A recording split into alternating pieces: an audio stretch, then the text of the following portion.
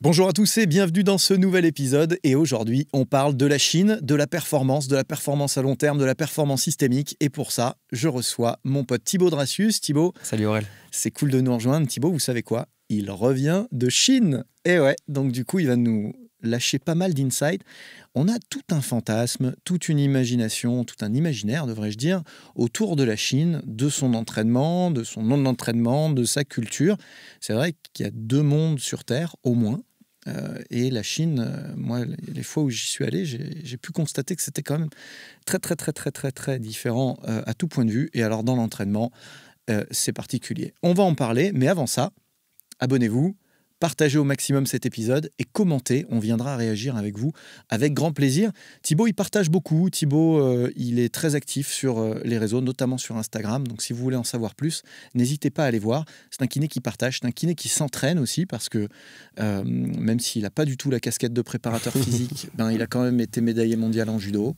Il pratique donc il est kiné de l'équipe de France d'haltéro. Dès qu'il s'est mis à soigner les haltérophiles, il s'est aussi mis à pratiquer, ce que j'adore, ce que je respecte beaucoup. Du coup, il comprend très bien la discipline.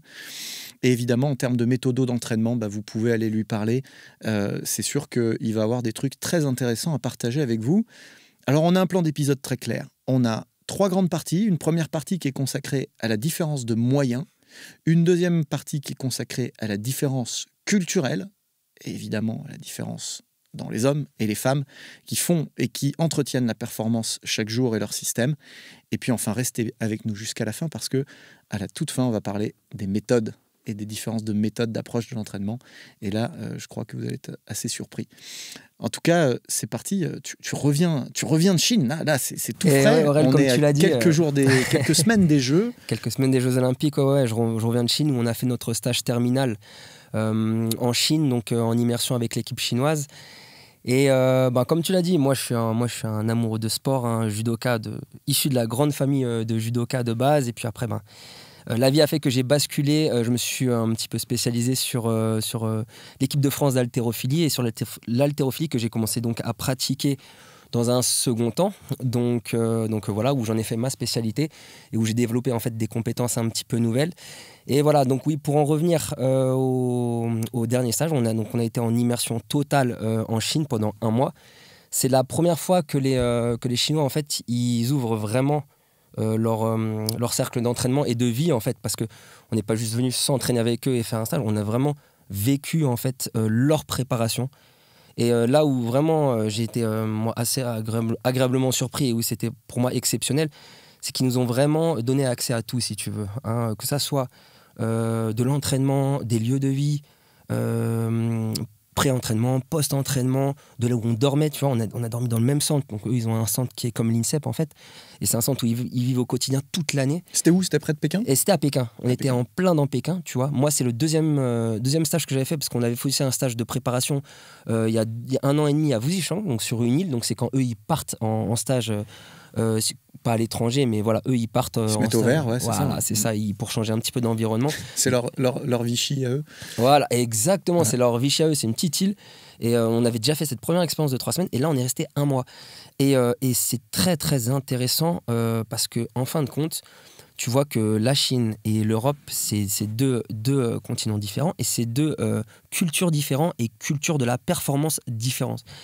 Et il y a des points où ils étaient très franchement en avance, moi je trouvais, et d'autres où ils sont restés un petit peu vintage et dans leurs croyances, et notamment donc, tu vois, sur la récupération, on va en venir, mais où ils sont restés très à l'ancienne, comme on dit, avec des choses que moi j'adhérais moins, mais par contre, ils avaient quand même des choses dans chaque domaine, des choses très bonnes à prendre. Moi, il y avait des choses que je prenais, d'autres moins. Mais en tout cas, on a eu accès à tout, tu vois, et c'est ça qui... Ils ont vraiment ouvert les accès. C'est vrai que exactement. c'est rare, hein. J'en parlais beaucoup avec... Alors moi, je les ai pas vus. Je suis allé en Chine. Je suis passé très vite en Chine. J'ai certainement pas visité les systèmes d'entraînement. Les Chinois venaient beaucoup en Russie à l'époque où je travaillais là-bas, puisque c'est évidemment des pays avec lesquels ils collaborent. Les grandes démocraties, avec la Corée du Nord aussi. Tu croises des sportifs avec lesquels tu n'as pas souvent l'occasion d'échanger. Donc, j'avais déjà une petite perception, mais ça reste, tu vois, très secondaire par rapport à ce que tu vas nous décrire. Et puis, les entraîneurs locaux français qui sont partis là-bas, qui ont témoigné d'un certain nombre de choses. Je pense évidemment à Jean-Pierre Millon, que tu connais, du judo. On avait aussi un entraîneur d'escrime avec lequel j'ai eu l'occasion d'échanger, qui est parti plusieurs années là-bas. Et donc, effectivement, on perçoit que c'est évidemment très, très différent. Mais tous ces témoignages-là ne font qu'entretenir une espèce de mythologie autour du truc, plus que d'avoir un retour vraiment direct. Et je suis très, très curieux de ce que tu vas nous dire vraiment sur déjà les infrastructures, sur leurs moyens déjà. Quelles sont les différences de moyens? Si tu veux, une mythologie et un espèce de fantasme qu'on se fait de la nation qui rapporte le plus de médailles d'or aux Jeux Olympiques. Je parle de l'haltérophilie, hein, je resitue bien parce que moi, là, on va parler d'haltérophilie, mais c'est les grandes stars. Oui, si tu et veux. puis pas loin du reste. Pas loin du reste, bien sûr. Ils sont entre deuxième et troisième à chaque Olympiade, voire première quand ils étaient chez eux. Exact. Et donc, il n'y a pas de fumée sans feu, c'est-à-dire qu'ils ont forcément quelque chose, entre guillemets, en plus, quelque chose. Et nous, c'est vrai que tout le monde, on se demande qu'est-ce qu'ils ont en plus. Donc, tu disais. Les moyens, qu'est-ce qu'ils ont en termes d'infrastructures, en termes de logement, d'hébergement, d'outils d'entraînement? Est-ce qu'ils ont des techno-mutantes? Est-ce qu'ils clonent les athlètes? Comment ils font?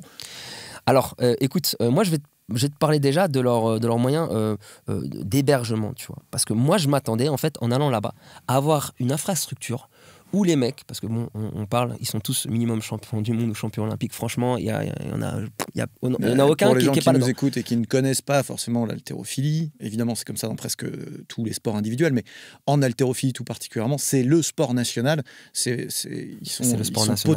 ont potentiellement 5 champions olympiques par caté, c'est la folie. On reviendra dessus à la fin, mais ils sélectionnent leur catégorie parce que toutes les catégories ne vont pas aux Jeux Olympiques. D'accord, ils sont obligés de faire l'impasse sur certaines catégories et ils ont fait l'impasse sur plusieurs championnes du monde presque assurées. En fait, il y a des filles championnes du monde, championnes olympiques assurées qui ne vont pas aux Jeux Olympiques parce que les autres catégories concurrentes sont encore plus sûres d'être championnes olympiques ou champions olympiques. C'est ça qui est complètement incroyable. Et en fait, voilà, pour revenir à l'infrastructure, moi je m'attendais à des locaux, tu vois, high class, high technology. Je sais pas pour ceux qui connaissent ou qui sont déjà allés à l'INSEP, on a des gros moyens en France avec quand même des locaux qui sont, moi je trouve très premium, très premium. Et ben là-bas c'est pas du tout ça. Tu arrives dans quelque chose d'un peu vieux, tu vois. Okay. Et moi j'étais déjà surpris, j'ai dit waouh, c'est ça, c'est là où ils dorment là les grands champions et tout. Et ils ont une infrastructure qui est très basique. Tu vois, ils forcent pas sur ça, sur le confort, pas du tout. Ils vont avoir quelque chose de vraiment basique. Donc ça, c'est la première chose qui m'a surpris. J'ai dit bon, d'accord. Oui, parce que ça, c'est un constat qu'on peut faire en France. C'est un constat qu'on peut faire aux États-Unis. Hein. Il suffit d'aller dans la moindre université américaine pour se rendre compte. Vous avez fait un tour à UCLA, vous allez halluciner. C'est pour le coup l'INSEP paraît ringard. Quand j'étais en Russie, moi, on était quand même dans un resort avec hôtel 5 étoiles. Moi, j'avais une suite hyper confortable. On avait des conditions d'entraînement extrêmement premium. Ouais. Et ben regarde, on est arrivé, c'était très moyen. Par contre, premier pas dans leur salle d'entraînement national, je n'ai jamais vu, pourtant j'en ai fait des pays, tu sais, entre judo où j'étais en équipe de France pendant presque 10 ans de cadet à senior, avec l'haltéro, ça fait 8 ans que je suis kinésithérapeute de l'équipe de France d'haltéro. Sport auto, on s'est promené ensemble. Sport auto, 24 heures du Mans, Spa, on en a fait. Je n'ai jamais vu une infrastructure de cette ampleur. Un plafond d'1 kilomètre, une salle immense, un plateau, t'avais l'impression que pour chaque haltéro, t'avais le bureau, le plateau, bam. Au fond... En plein Pékin. Et t'arrives, et ça c'est juste pour la théophilie, hein. Tu arrives, tu as tous les champions olympiques qui sont mis à l'honneur en photo, en tableau, c'est grandiose, t'arrives, tu te poses comme ça, tu regardes. On a un peu ça au judo aussi. On a un peu ça, mais si tu regardes ça en encore plus grandiose, des trucs énormes et tout, t'arrives dans la salle, et en fait, voilà, partie haltéro, et là je parle juste de leur centre d'entraînement haltéro, parce qu'après je vais venir sur leur centre d'entraînement général pour tous les sports.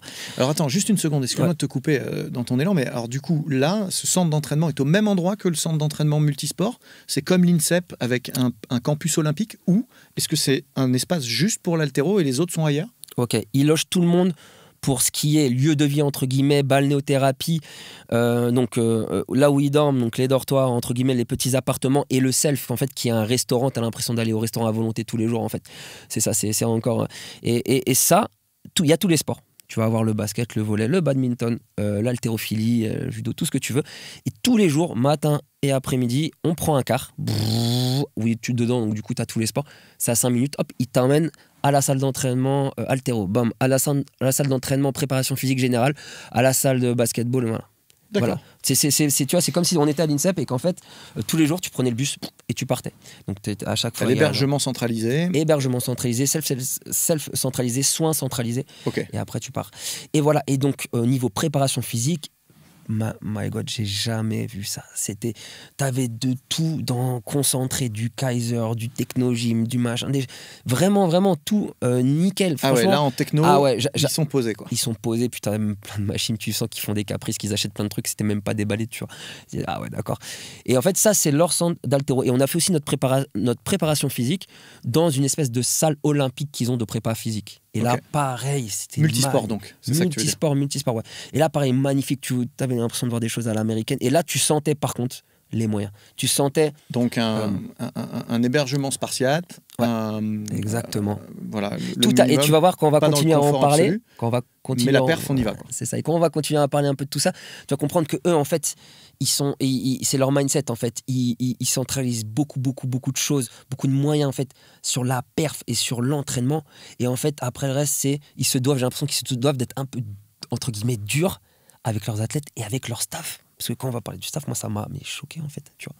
Donc voilà, au niveau des moyens, c'était quand même assez impressionnant.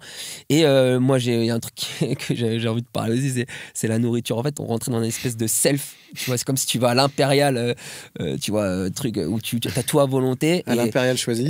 Impérial choisi, matin, midi et soir. Donc en fait, au bout de 2 jours, j'en pouvais plus, tu vois. Ouais. T'as des trucs en sauce et tout machin, alors ils sont très contents. Ah non, mais c'est vraiment le truc à volonté, mais au bout d'un moment, tu vois, t'as envie de manger une petite viande, un truc, même des œufs, en fait, une belle omelette. Et là-dessus, c'est pas vraiment maîtrisé, les athlètes, ils prennent ce qu'ils veulent Eh ben, tu vois, les athlètes prennent ce qu'ils veulent. Au niveau diète, on était choqués, parce que nous, on fait l'effort là-dessus, et eux, en fait, quand tu les questionnes, ils disent que ils mettent tellement de contraintes à leurs athlètes que la diète, ils vont un petit peu les orienter, mais ils ne leur obligent rien, en fait, ils ne les contrôlent pas et ils peuvent un peu. Donc tu les vois manger un peu ce qu'ils veulent et tout. Et c'est ça c'est une des faiblesses que j'ai vues quand j'étais là-bas, et c'est peut-être même la seule en fait que j'ai vue, tu vois. Parce que c'est quand même une énorme faiblesse. Alors nous, on est un peu plus structuré maintenant à l'INSEP, c'est un peu mieux. Bon, il y a quand même des années du coca et des frites à la cantine tous les jours. Le jour où ils les ont interdites, je crois que c'est à l'époque de Christophe Oswirth et de Ediane Lemeur, ça a été le soulèvement des machines, c'était Terminator à l'INSEP. Ouais, exact. Bon, mais aujourd'hui, on est revenu à des choses plus maîtrisées, ça c'est évident. Là-bas, tu dis que non, quoi. Là-bas, non. Alors, moi, j'ai envie de croire, et je crois qu'ils nous ont pas caché pas cacher leur lifestyle, si tu veux. C'est-à-dire qu'ils nous ont beaucoup parlé, ils ont beaucoup partagé, ils étaient heureux de partager. Il y a certaines choses sur lesquelles je pense peut-être qu'ils n'ont pas abordé. Un peu plus discret, Un forcément. peu plus discret, parce que bien sûr, c'est pas non plus, faut pas déconner. Mais sur ça, par exemple, non, on n'a pas vu, pas vu de réelles choses mis en place là-dessus sur la nutrition. Donc voilà pour un petit peu ce qui était. On fait juste une petite parenthèse sur le dopage, puisque je sais que vous allez réagir là-dessus en commentaire, et vous pouvez le faire évidemment. Seulement voilà, cet épisode n'est pas destiné à parler du dopage, puisqu'on sait qu'on n'a pas tous la même culture par rapport à ça. Évidemment que les Chinois ont été lourdement sanctionnés sur les dernières années en la matière. Techniquement, ils ont même perdu la première place des nations, si on compte bien le nombre de médailles qu'on leur a retirées en haltérophilie. Ça leur faisait perdre la première place des nations à Pékin.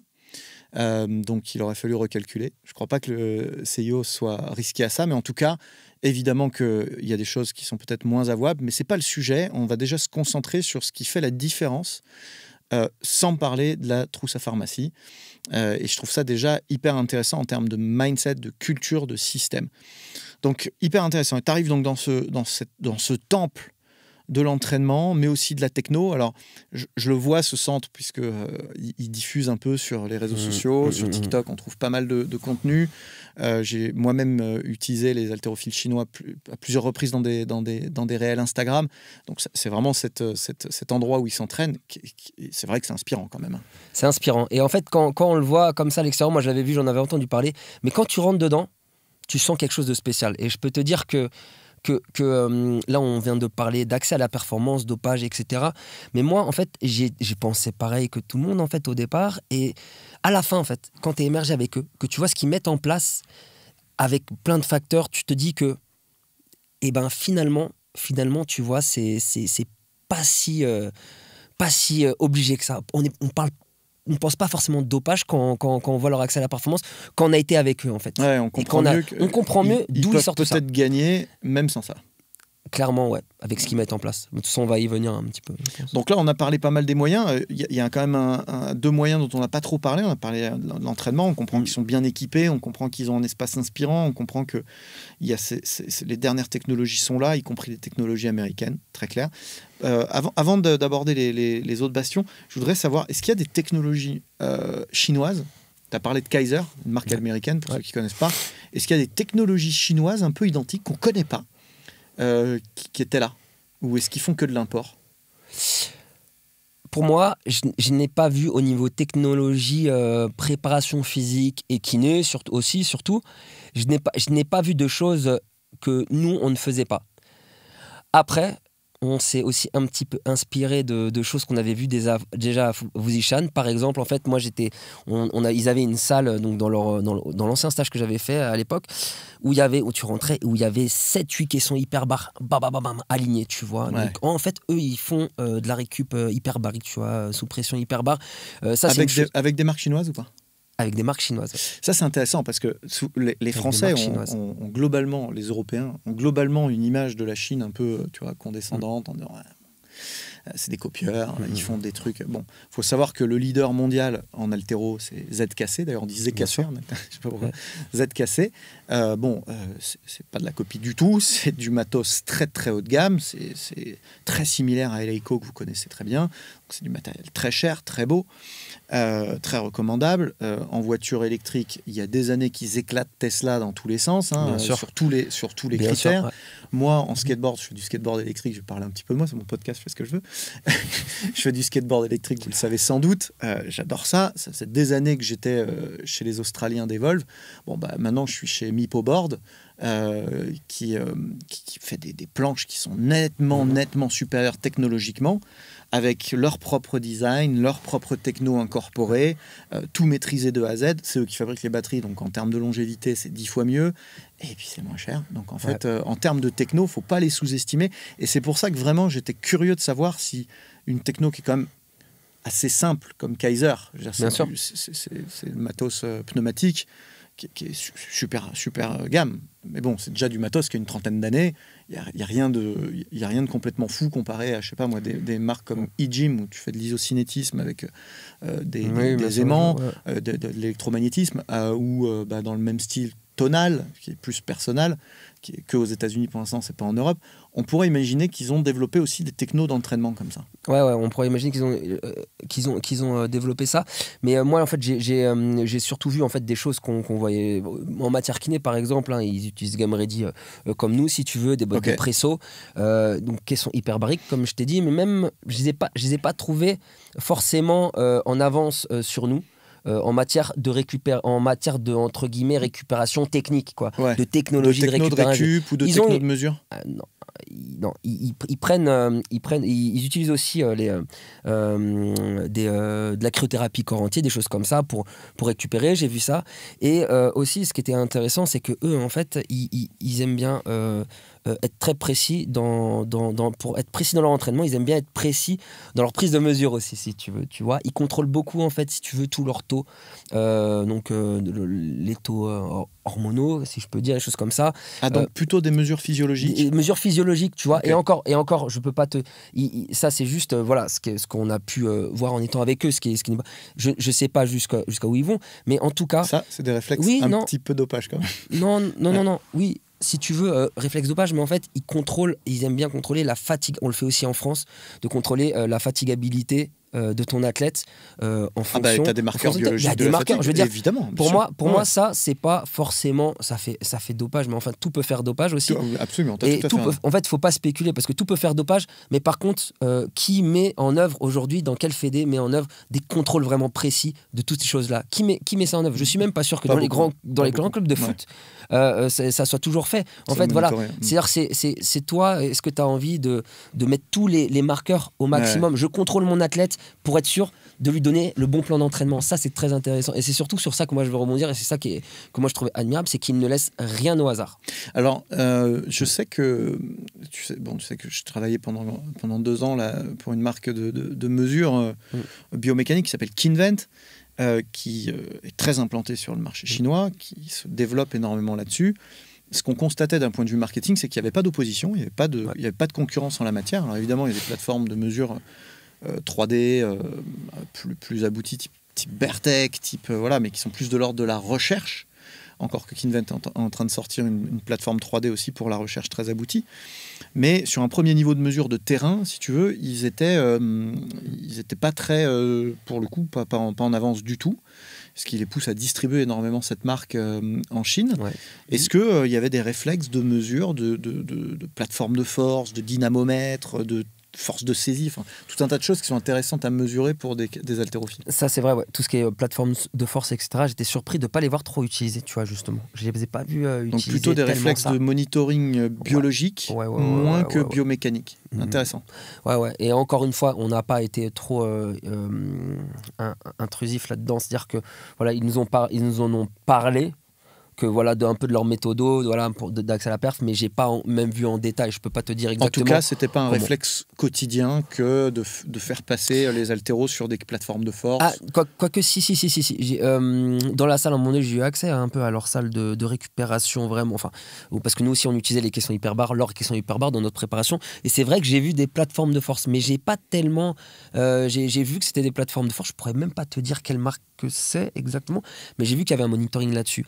Après, je les ai pas entendus tellement parler de plus que ça dessus. Je pense pas qu'ils développent beaucoup, parce qu'il faut savoir une chose, c'est que ils sont aussi, ils aiment bien. S'ils voient un nouveau truc, ils aiment bien l'acheter. Ils aiment bien être au top de tout ce qu'il y a au niveau de technologie. Ils aiment bien, mais est-ce qu'ils utilisent toujours beaucoup? Je suis pas sûr non plus. Tu vois, pas Alors, tout. Je vais lancer une petite anecdote. Ouais. À l'INSEP, on a parce que nous aussi, on aime bien mettre des petits trucs techno qu'on ne va pas utiliser, on ne va pas se mentir.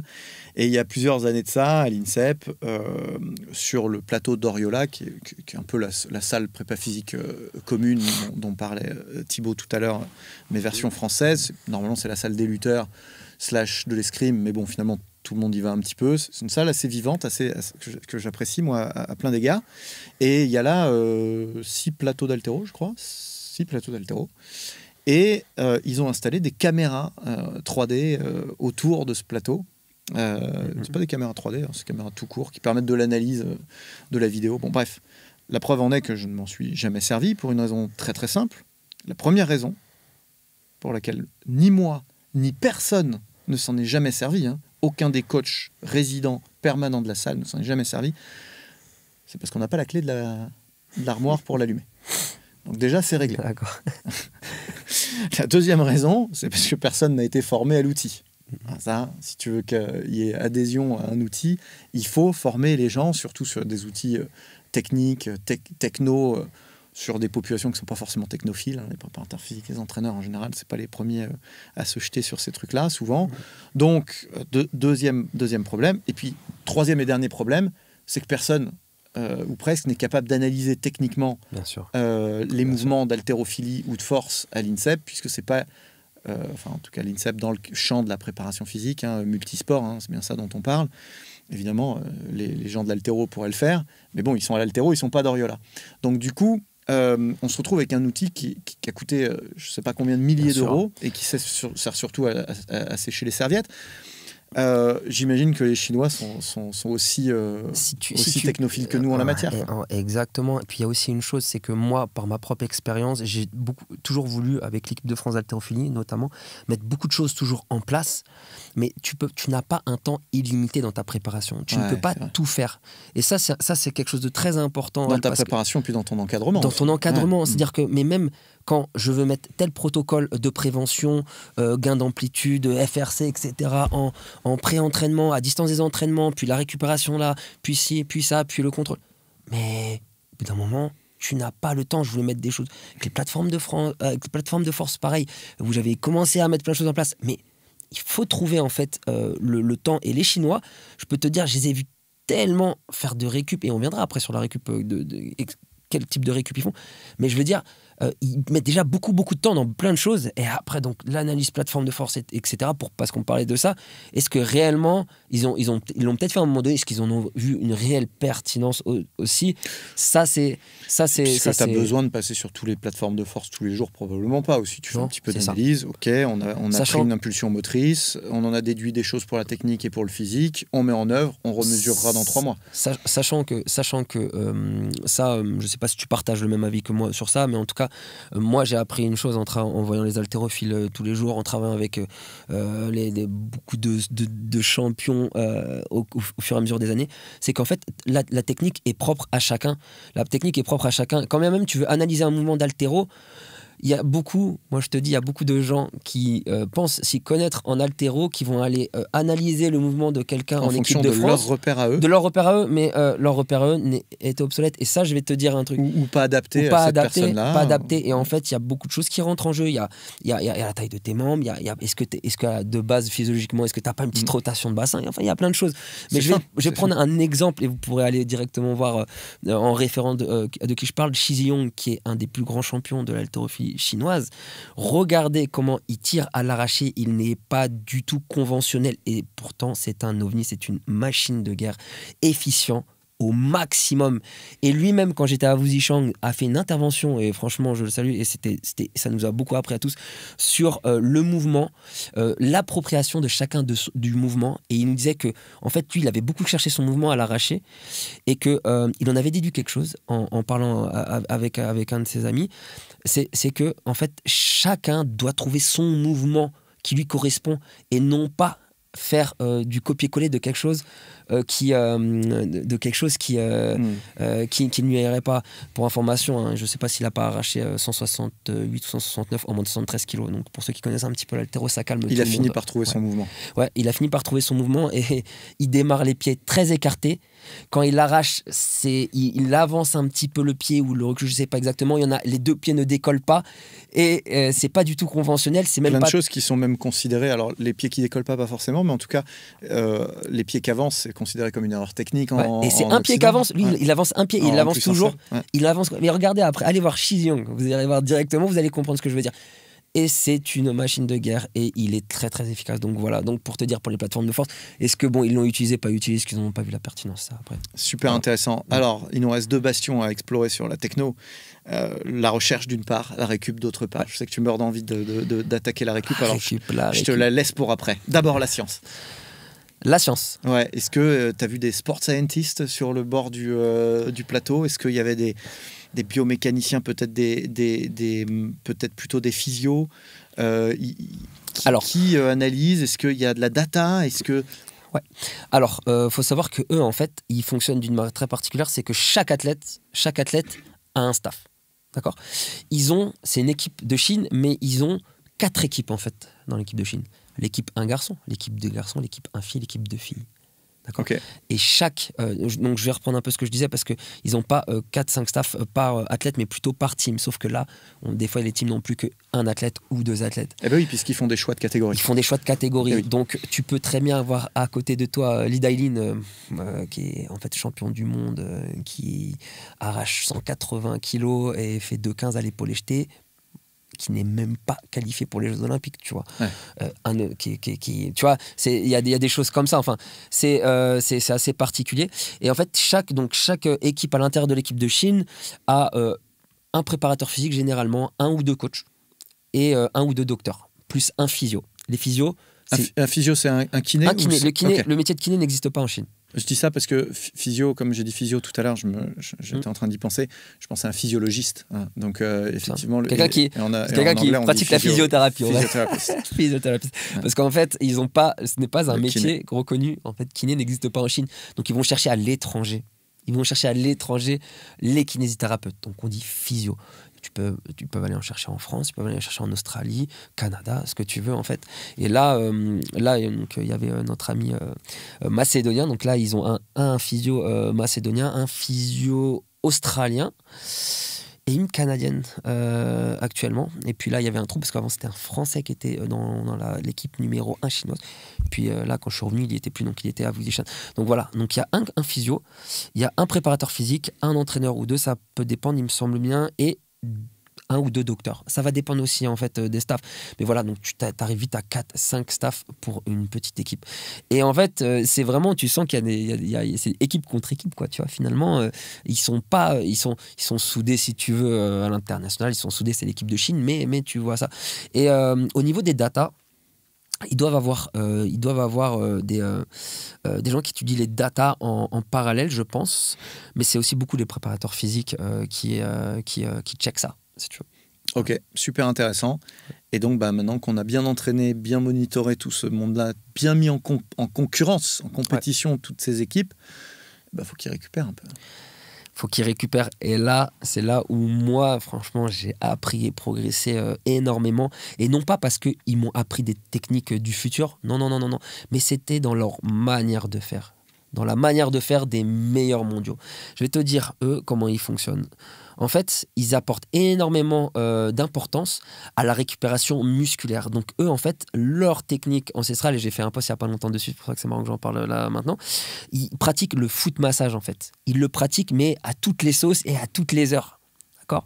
C'est-à-dire qu'ils le font en warm-up, donc avant l'entraînement. Le paradis. Avant l'entraînement, un warm-up rapide, bam, bam, bam, bam, bam.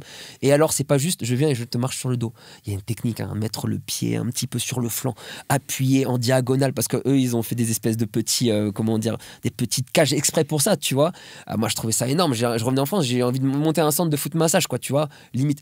Et en fait, voilà, il t'explique, et puis il t'explique pendant 45 minutes comment appuyer avec tel endroit, sur tel endroit. C'est très, très technique. C'est très technique. Il faudrait monter un centre de formation sur ça. C'est extrêmement bien. Et pour ceux qui se demandent à quoi ça sert, en fait, le foot massage, pourquoi mettre autant de poids ? Parce qu'en fait, il y a une alternance de pression, d'accord, qui est bien contrôlée à des zones. Et ça, tu peux pas le faire si tu veux avec tes coudes comme ça. Tu peux pas mettre la même pression de manière aussi précise que eux ils le font.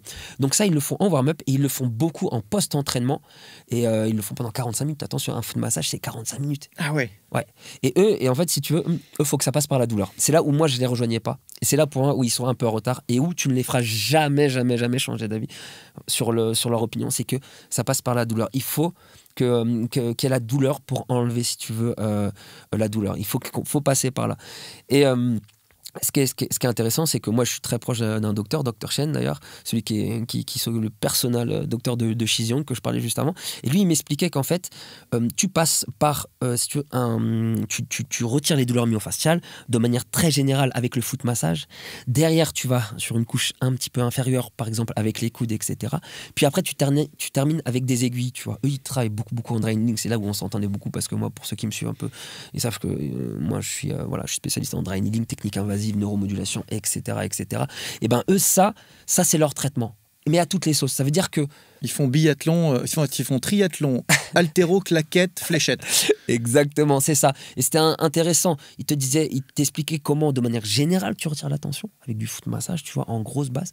Comment derrière, tu allais chercher des points un petit peu plus précis. Et comment derrière aussi, tu allais encore chercher des choses ciblées. Mais moi, si tu veux, je ne suis pas non plus fan de leur manière de procéder parce qu'ils restent quand même, pour moi, beaucoup trop focalisés sur, si tu veux, sur le côté très symptomatique. J'ai mal, j'ai des douleurs musculaires. Oui, non, mais derrière, il faut faire des protocoles de renforcement, de rééducation, etc., bien ciblés. Et sur ça, c'est là où étaient un petit peu plus, je trouve, et ils n'étaient pas ouverts, ils t'ont pas challengé là-dessus, ils t'ont pas laissé tester un peu sur l'équipe 2, peut-être, tiens, ils vont pas faire les jeux. Essaye là-dessus, on va voir ce que ça... Bien sûr, très curieux, là, surtout le premier stage qu'on avait fait, ils venaient regarder, oh, tu utilises le TKR, oh, d'accord, ouais, nous on utilise plutôt ça. Ils utilisent ça, des technos Même pas tellement, tu sais, eux c'est vraiment traditionnel médecine chinoise. Sur l'équipe je te parle sur l'équipe de France, de Chine, j'allais dire, non, sur l'équipe de Chine. Sur l'équipe de Chine, ça reste très, très comme ça, rustique. Et c'est là où je voulais dire que je les trouvais vachement en avance, peut-être sur la préparation physique, justement, tu vois, très, très, très, très calé sur plein de choses, très professionnel sur plein de choses, mais que sur la récupération, j'ai trouvé très primaire finalement. Et ça, voilà. Par contre, il y avait des choses très intéressantes à apprendre. Et moi, par exemple, j'ai toujours bien encadré mes athlètes. Parfois, je leur demandais de tester des thérapies, mais toujours en regardant un petit peu, tu vois, j'étais quand même vachement alerte sur ça. Et tu vois, par exemple, le foot massage, c'est une chose où il n'y a pas eu un athlète qui m'a pas dit punaise, ça fait vraiment la différence, tu vois. C'est vraiment quelque chose qu'on n'a pas ressenti. Et du coup, moi, je l'ai pris, ça, tu vois, cette information. 45 minutes 2 fois par jour. Ah, franchement, ils te font. En récup, hein. Et en échauffement, c'est aussi long, non? Non, ils te font un quart d'heure en échauffement de foot massage.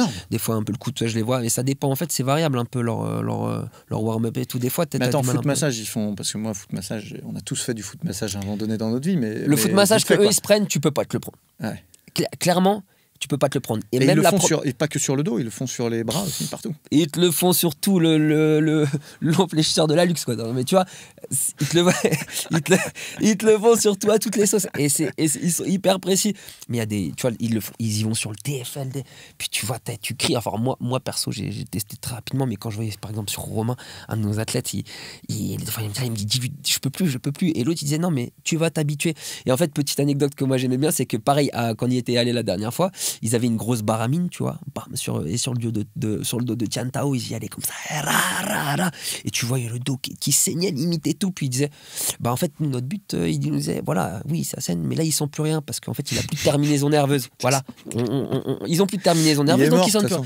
Donc nous, on se disait, mais les mecs, mais c'est des cinglés, ils peuvent pas arriver à la perf comme ça. Et ben en fait, ils ont un système, un écosystème, ils ont un système à eux qui les amène, si tu veux. Est-ce que c'est pas une forme de sélection naturelle à la baramine, en fait, celui qui survit à ça? Finalement, il peut être. C'est là où je voulais en venir, je voulais en parler, et ça c'est très important, c'est qu'il faut savoir aussi le nombre d'haltéros. Je crois qu'en parlant avec eux, ils sont peut-être 10 millions à pratiquer. Ça veut dire qu'en fait, comme tu dis, c'est une sélection naturelle. Et moi, je reviens un peu au judo, tu vois, nous, au judo en France, c'est un peu pareil, tu vois. Pour avoir été dans le système au judo, je sais que. Putain, ce qu'on se prend. En tout cas, pendant des années, on a pu faire ça, un peu moins maintenant. Mais... moi, je peux te dire qu'en junior, les stages à Oulgat de la mort, on appelait ça le stage de la mort. Le stage du filtre de la mort. Ouais. Le filtre de la mort. Moi, j'ai terminé avec une arthrodèse C1-C2 pour ceux qui me connaissent. Arthrodèse C1-C2 à 22 ans, personne n'a ça. C'est que ceux qui ont des grosses polyarthrites rhumatoïdes. Et je veux dire, c'est les plus forts qui restent. Eux, ils sont encore sur ça, tu vois, sur une sélection naturelle. Où ceux qui restent, c'est les ovnis. Et les ovnis, on leur met la récupération, le staff optimum, on regarde tout, on calibre tout. Et leur méthode d'entraînement est juste époustouflante, et que ça va enclouer le bec à plus d'un quand on va venir en parler. Mais c'est pour ça que quand on parlait de dopage, on parlait de tout ça. Mais moi, j'ai jamais vu autant de staff, autant d'implication dans un athlète que dans ce stage. Ça nous fait notre transition vers la partie 2. Vers la partie 2 3 2 ou 3 Non, 2. Toujours 2. On en est toujours qu'au moyen. On en a des choses à dire. Merde. Et là, on va attaquer vraiment ce qui fait, de mon point de vue, énormément la différence entre un système et un autre. Ce sont les hommes qui le font vivre, ce système. Et les hommes et les femmes qui font vivre ce système, à commencer évidemment par les athlètes, mais aussi le staff, l'encadrement. Ouais. Et là, je crois que tu vas nous décrire quelque chose d'assez différent de ce d'assez différent, et ouvrez bien vos oreilles. Et c'est pas un mythe, c'est pas... Moi, je me suis bien entretenu avec eux, si vous voulez. En fait, quand on est arrivé dans un stage où déjà, on devait se plier à leurs règles. Et leurs règles, c'était interdiction du sortir du centre de la semaine. Tolérer le dimanche. Ils ont une leader, d'accord, c'est comme un peu nous, ce serait un DTN ou un président, qui surveille tout, qui regarde tout. Et les athlètes, que tu sois double champion olympique, triple champion olympique, que tu sois le médecin en chef de ça, en ont peur. Les mecs, les athlètes, ils ne sortent pas, ils restent, ils font l'aller-retour à l'entraînement, ils viennent, ils dorment, ils mangent. Le staff, les médecins, les préparateurs physiques, je suis vachement aussi proche d'un des préparateurs physiques, ils te disent que leur rigueur fait que ils ne sortent pratiquement pas. Et moi, je me suis entretenu avec un des docteurs avec qui je m'entends bien. Je lui dis, mais dimanche, on va boire un verre. Il me dit, tu sais, ici, c'est très strict, je préfère ne pas sortir. Je dis, mais ta femme, tu la vois quand? Il me dit, je la vois pas, dans 6 mois. D'accord, je dis, ok, putain. Et je dis, tu fais ça depuis combien de temps? Il me dit, ça fait 3 Olympiades. Ça fait 12 ans. Ça fait 3 Olympiades. Je dis, mais pourquoi tu fais ça? Il me dit, c'est comme ça. C'est ce qui amène à la perf nos athlètes. la performance de leurs athlètes passe par leur sacrifice à eux. Putain, je comprends pourquoi leur skateboard, ils sont vraiment meilleurs.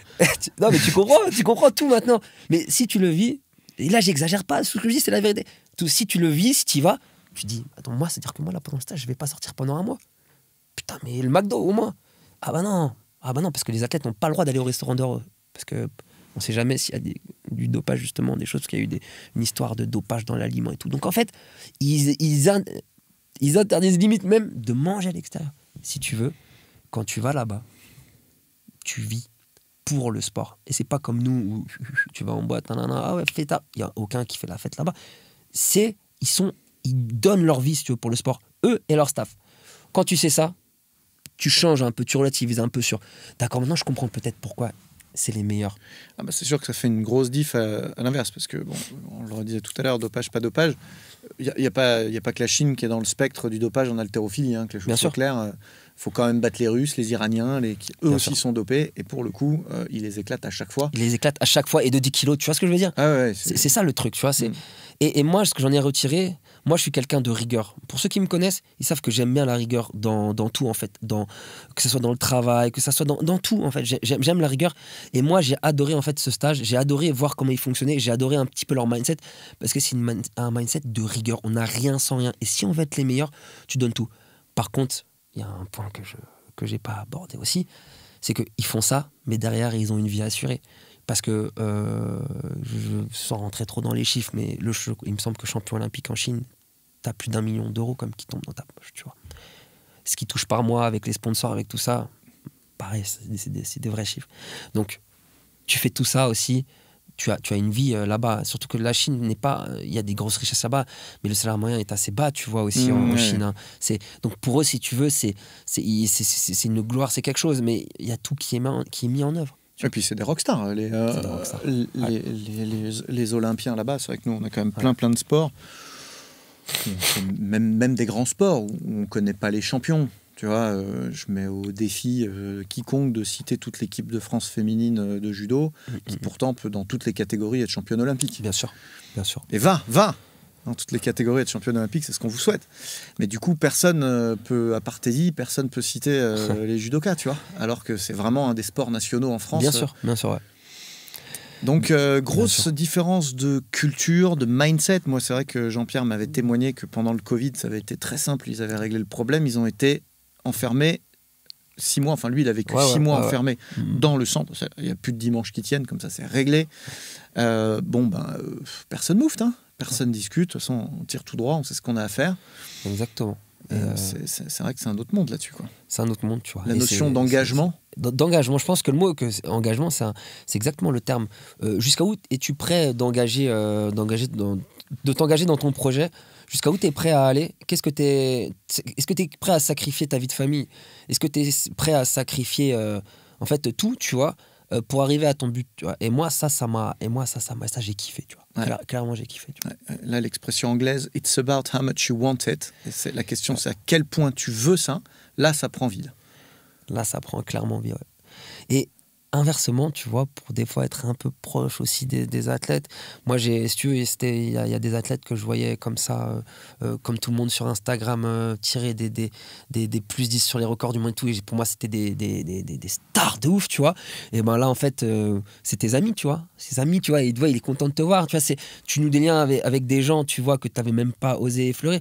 Et il te disait aussi, il te raconte des choses. Et ben, tu sens aussi que dans toute cette rigueur, et ben à l'inverse, tu vois, tu sens qu'ils peuvent aussi exploser, tu vois, qu'ils peuvent aussi, que quand ils vont arrêter leur carrière, tu sens qu'ils ont quand même l'envie de se faire plaisir. Et qui se feront plaisir, je pense, tu vois. C'est pas des gens, en fait, ils n'ont pas été dressés, ils acceptent. Ils acceptent. Ils s'engagent. C'est ça. Messieurs, c'est pas des gens qui n'ont pas envie, qui sont aigris, je veux juste m'entraîner et pas avoir de vie. Non. C'est qu'ils ils acceptent la chose pour arriver à leur but, en fait. Ouais, c'est pas Danny the Dog dans le film. Non, c'est pas. Pris suffisamment tôt, le potentiel est illimité. Non. Voilà, non. C'est pas ça, tu vois. Et d'ailleurs, bon, voilà, tu sais, je pense que Et puis après, Ouais, moi qui pensais que le champion olympique, il avait 4 ans, il avait été cloné 4 ans avant, tu vois. Non, en fait, c'est des vrais gens qui, à un moment donné, se donnent corps et âme à un vrai projet. Puis tu vois, il y a un truc que nous, on voit pas chez nous. Je vais te donner une petite anecdote. Mais c'est la culture qui veut ça. Ils se ramènent, les entraîneurs, pour les trucs, avec leur clope à la bouche, tu vois, dans la salle d'haltéro, hein. Entre les séries. Tac, petite clope, tu vois. J'étais là, je dis ça allait aux entraîneurs. Je dis, il a sorti sa clope, le mec. C'est tout juste, il va pas sortir son cigare. Ouais, bon, Francis t'a dit, moi je fume pas, c'est pas grave. Hein, Francis t'a dit, moi je fume pas. ouais, il fume pas, tu vois. Mais. Coucou France. Non, mais ouais, tu vois ce que je veux dire, c'est que même là, par contre, niveau comportement et tout, des fois, tu peux être choqué même. Autant de rigueur, mais aussi tant de choses différentes, en fait, tout simplement. C'est clairement un autre monde. Et donc, ok, il s'entraîne avec un chemin un mindset différent, avec des outils clairement sans limite. Derrière, quelle méthode d'entraînement découle de ça? Parce que quand tu as des mecs comme ça qui n'ont pas de limite, tu peux aller très très loin dans l'entraînement. Est-ce que tu vois des différences dans les volumes, dans les intensités, dans les techniques? Et ben voilà, on y arrive. Et tout le monde se demande, mais les mecs, ils s'entraînent, c'est des surhumains. Ils s'entraînent 2 fois 6 heures par jour. Non, 3 fois. Bah non, 3 fois par jour minimum. Et ben je vais te dire un truc. Je crois. C'est pas je crois, c'est je sais, puisqu'on y était quand même, tu vois. C'est pas, ils nous ont pas cachés, ils sont pas rentrés dans leur chambre. 3 semaines, c'est un cycle complet, quoi. Tu vois tout. Je crois qu'ils font PPG compris. 5 à 6 entraînements semaine. 3 entraînements haltéro. Ou 4. Ça dépend pour les groupes. Ils s'entraînent peu. Ils s'entraînent très peu. De notre point de vue. Très qualitatif. Par contre, les mecs, ils montent pratiquement chaque jour. Ils montent quand on dit ils montent à l'arraché les Ils vont à un simple ou des doubles. J'ai pas vu beaucoup de triplés. Simple ou double. Je suis sûr que tout le monde s'attendait à ce qu'il y ait énormément de volume. Nous-mêmes, même nous, au début, pour être honnête, on pensait qu'ils nous mentaient. Voilà. On pensait qu'ils nous cachaient au premier stage. Quand on voyait ça, on dit c'est impossible. Ils se foutent bien de notre gueule. Pourquoi ils nous invitent Ils veulent quoi? Ils veulent faire un faux témoignage, comme ça on revient en France, on témoigne. Ah ouais, non. Non, les mecs, ils s'entraînent de manière qualitative, ultra qualitative. La PPG, elle est faite à fond. Pam, tu vas avoir de la pliométrie, tu vas avoir des trucs assez modernes, tu vois. Des trucs, moi, que je trouve vachement intelligents, tu vois, j'ai bien analysé. PPG, des fois le matin, tu les vois pas pendant deux demi-journées. Qu'est-ce qu'ils font? Récupération, foot massage, bam, tout ce que tu veux. En même temps, s'il y a 4 heures de foot massage par jour, il faut aussi... Il faut les sortir. Qui va les sortir? C'est pas moi qui va sortir 4 heures de soins par jour à un athlète. Non, mais tu vois, ils ont un staff. Qui fait les foot massages d'ailleurs? Chez eux? Ouais. C'est docteur et docteur kiné. Docteur kiné et PPG et préparateur physique. Ah ouais, c'est le prépa physique qui s'y colle. Hop, en chaussettes, en fait, là-bas, le physio, le préparateur, le physio, ouais, il est plus là, si tu veux, pour monitorer un petit peu les exercices de renfort, si tu veux, la prévention, etc. Mais il fait pas tellement la récupération. Ceux qui font la récupération, c'est plus les docteurs, ils appellent ça docteurs. C'est les docteurs qui font la récupération, le dry needling, la neuromodulation, qui gèrent tout ça. Tu vois, la récupération, c'est plus les docteurs. Et le physio aussi un petit peu. C'est intéressant. Le préparateur physique un petit peu. Ok. Eux, ils font ça comme ça. Et moi, mes collègues là. Mais ils n'ont pas un spécialiste de foot massage qui vient masseur. Non, c'est réparti sur le staff, comme ce que tu nous as dit. Non, là. C'est réparti sur le staff. Et ils savent tous le faire. C'est-à-dire que ça, c'est intégré. Même ça, le ça français, vient de chez eux. même le français. Qui était... Ah bah non, bah du coup, le français, tout ça, eux, ils le font pas tellement, hein, si tu veux. Hein. Ils touchent pas trop à ça. Moi, je les ai pas vu trop aller faire un petit peu. Les kinés préparateurs physiques locaux. Locaux, ça c'est un truc local. Tu vois. Okay, moi, j'ai dans l'avenir l'envie de ramener cette manière de faire, cette thérapie.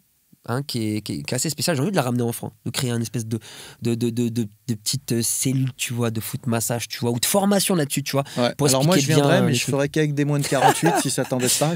Non, mais en réalité, si le dispositif il est bien fait, tu te pends. Oui, c'est ça, tu gères. Tu gères en fonction. Mais c'est très technique, c'est beaucoup plus technique que ce qu'on peut penser. Tu peux le faire même sur une femme, tu vois, qui n'aurait pas des grosses masses musculaires. En fait, il faut juste bien répartir les pressions, mais tu contrôles en fait ta pression alternée. C'est ça qui est très très intéressant. Très intéressant. Ok, donc du coup, ils ont des méthodes d'entraînement qui finalement appliquent au sens assez strict du terme, la polarisation. Ils vont faire quelque chose de très très court, mais très très très intense. Exact. Est-ce qu'à l'inverse, ils polarisent de l'autre côté? Est-ce que tu les vois faire ou est-ce qu'ils t'ont parlé d'un volume important à certains moments à très faible intensité? Ils font des trucs comme ça ou pas? Un volume important à faible intensité, j'ai pas trop vu. Par contre, j'ai vu leur moins de 105 là. Moins de 105, moins de 102. Leur catégorie lourde, si tu veux, qui fait les jeux. Je l'ai vu sortir des barres proches de son max à répétition pendant un temps inimaginable. Pareil, il tirait sur 175. Je me rappelle ce jour où il a tiré sur 175 5, 6, 7 fois, le mec. Alors qu'il est sur 180, 185 à l'arraché. Ils ont une endurance de force max énorme. Incroyable. Ils ont une endurance de force énorme. Incroyable. Et ce qu'ils font, souvent, on a vu beaucoup ça chez Lee Fabin. Même le volume est construit léger sur l'intensité, c'est ça que tu es en train de nous dire. Exactement. Le très léger et Shiziong, en fait, si tu veux, ils ont, Lee Fabin et Shiziong, on les voyait souvent, ils étaient face à face, c'était intéressant, ils aimaient bien venir se titiller un petit peu, tu vois.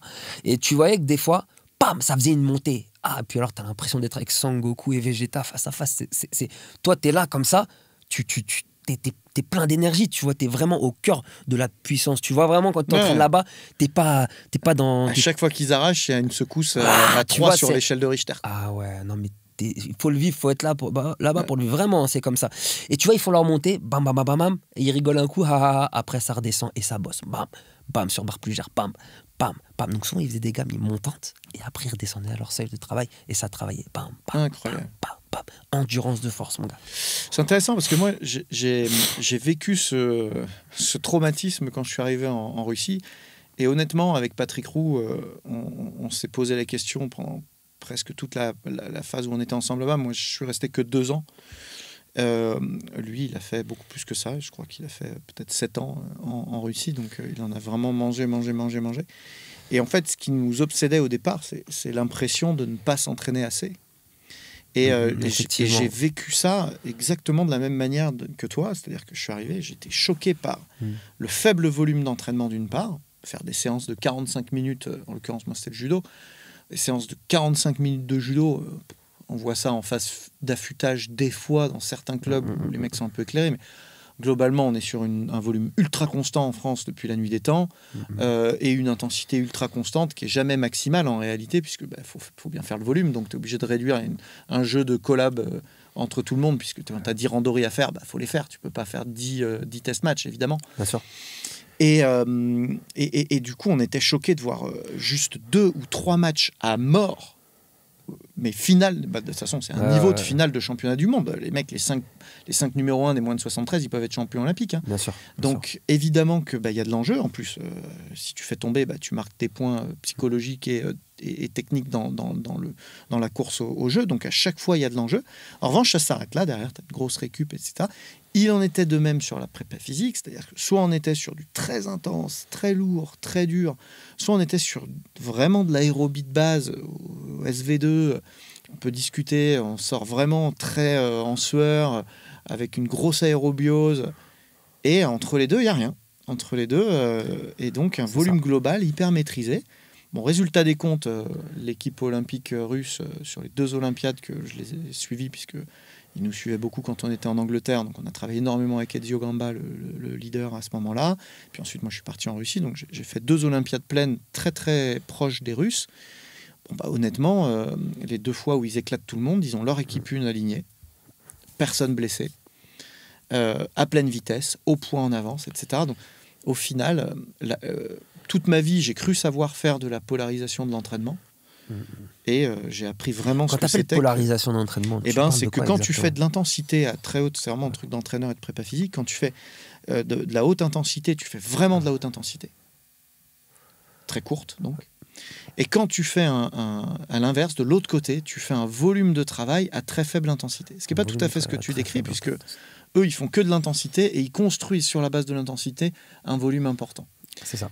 Nous, en Russie, il y avait vraiment les 2 pôles. Il y avait la haute intensité, la basse intensité, et entre les deux, rien du tout. Ça, c'est vraiment la tendance en sciences du sport depuis plus de 20 ans, 15 ans, on va dire, qui est poussée en avant, et tout le monde est assez d'accord pour dire qu'il faut faire ça. Sauf que, comme les entraîneurs ne maîtrisent pas très bien le plan d'entraînement, qu'on se rassure quand même inconsciemment dans un volume minimum, et ben les athlètes, ils en gardent un peu sous le pied. Et donc, quand tu leur demandes 100% à l'entraînement, tu l'as vécu en tant que judoka, quand on te demande 100%, tu dis ouais, je vais faire 95 parce que je vais faire 100 sur lui. Lui, c'est mon concurrent direct, donc je vais lui péter la gueule. Par contre, l'autre derrière, je fais un match de récup, en fait. C'est ça, exactement. Et du coup, bah, tu es plutôt sur la séance globale, tu es plutôt à 90, 85. Et puis le lendemain, on va te demander vraiment de lever le pied. Et puis là, bah, du coup, tu dis, voilà, je n'ai pas fait 100 hier, je peux faire un peu plus. Donc tu vas monter un peu au-dessus, tu vas pas être à 50. 50, c'est très faible. Tu vois, c'est vraiment très très faible. Tu peux discuter tout du long, tu n'as pas l'impression de t'entraîner. Donc tu vas aller chercher du 75. Et donc en réalité, tu nivelles. Tout le monde nivelle. Tu nivelles, les entraîneurs ont nivelé, tout le monde. C'est une faute collective. On nivelle à 80% l'entraînement tout du long, alors qu'on nous demande de faire des vrais progrès en adaptation centrale au SV2 et des vrais progrès en adaptation neuronale et périphérique sur de la très haute intensité, et puis technique spécifique sur de la très haute intensité, et on nous dit que c'est ça qui marche. Donc du coup, on ne fait pas ce qu'on espère faire en réalité. Et je pensais le faire, moi. Et ben, j'ai appris en Russie, grâce à Edio Gamba, que je ne le faisais pas vraiment. Et j'ai encore passé un cap dans mon apprentissage d'entraîneur et de préparateur physique grâce à ça. Et c'est vrai que c'est des douches froides pour les entraîneurs que de réaliser à quel point on peut aller très très loin dans un volume beaucoup plus contenu et une qualité beaucoup plus maîtrisée. Et très intéressant, ouais. Très très intéressant. Écoute, merci pour ce témoignage. Je pense que là, on en a mis plein le cornet. Si vous voulez en savoir plus, allez parler à Thibaut Dracius sur les réseaux. Il vous répondra avec grand plaisir. Vous voyez, il est dans le partage. C'est super, Thibaut, d'être venu. Je suis content. C'est la première fois que je te reçois, malgré que tu m'aies soigné mon mollet et qu'on passe autant de temps. On est passé autant de temps ensemble. Tu reviens quand tu veux. Tu connais le chemin désormais. On parlera peut-être d'autres choses, peut-être de dry needling prochainement. Dry needling, des avancées, de pourquoi traiter une douleur myofaciale plus qu'autre chose. Quelles sont les méthodes de kiné. Il y a plein de choses à dire. Plein de trucs à dire et on le fera. Suivez les haltérophiles français au JO. Ils vont défendre nos couleurs avec amour, technique et engagement. Et moi, je vais personnellement essayer de partager au maximum cette expérience olympique, puisque moi, je serai donc accrédité. À l'intérieur. Je serai à l'intérieur, je serai accrédité dans le village. Donc, vraiment, je vais essayer de partager au maximum sur Instagram et sur les réseaux pour ceux que ça intéresse vraiment, qui ont envie d'être un peu inside et de vivre un peu l'aventure. N'hésitez pas. Moi, c'est avec grand plaisir. Génial. Moi, je serai dans les tribunes et sur Insta, sur ton compte, pour suivre tout ça. Abonnez-vous, soutenez-nous, partagez tout ça au maximum, taguez-nous dans une story pour nous aider. On en a besoin. Merci à tous pour votre fidélité, votre confiance. Je vous dis à très bientôt pour un nouvel épisode. Allez, au revoir.